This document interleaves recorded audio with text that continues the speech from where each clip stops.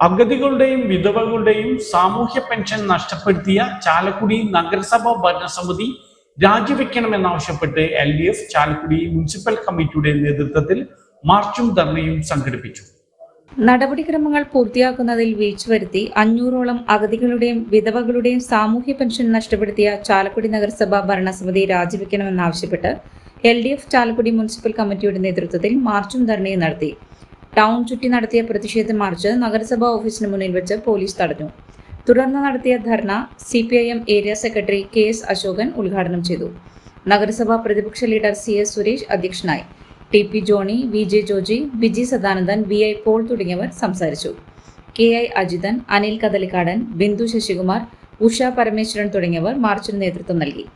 നഗരസഭയിൽ വിധവ അവിവാഹിത പെൻഷൻ ലഭിക്കുന്ന 500ഓളം ഗുണഭോക്താക്കൾക്കാണ് നഗരസഭയുടെ അനാസ്ഥ മൂലം പെൻഷൻ മുടങ്ങിയത്. മസ്റ്ററിങ്ങിന് ആവശ്യമായ മുഴുവൻ രേഖകളും സമർപ്പിച്ചിട്ടും അത് സമയബന്ധിതമായി അപ്ലോഡ് ചെയ്യുന്നതിൽ നഗരസഭ വീഴ്ച വരുത്തി. അതാണ് പെൻഷൻ നഷ്ടപ്പെടാൻ കാരണമായതെന്ന് സമരക്കാർ ആരോപിച്ചു. വിധവകളുമായിട്ടുള്ള 400 പേരുടെ സർക്കാർ സാമൂഹ്യ ക്ഷേമ പെൻഷൻ ഈ വിഷുവിന് മുമ്പായി ലഭിച്ചില്ല എന്ന സാഹചര്യമാണ് ഈ മുനിസിപ്പാലിറ്റിയിൽ ഉണ്ടായിട്ടുള്ളത്. അങ്ങനെ ഒരു സാഹചര്യം രൂപപ്പെടാൻ ഇടയായ സാഹചര്യം നമുക്കെല്ലാവർക്കും അറിയാവുന്നതുപോലെ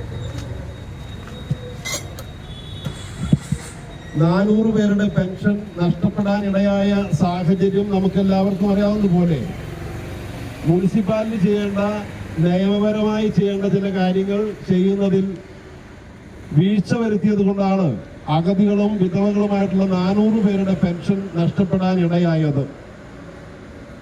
നമുക്കറിയാം, സാമൂഹ്യക്ഷേമ പെൻഷൻ എങ്ങനെയാണ് ജനങ്ങൾക്ക് ലഭിക്കുന്നത്, അതിന്റെ നടപടിക്രമങ്ങൾ എന്തൊക്കെയാണ് എന്നതിനെ സംബന്ധിച്ച് സാമാന്യ ബോധമുള്ളവരാണ് നമ്മുടെ കേരളത്തിലെ ജനങ്ങൾ.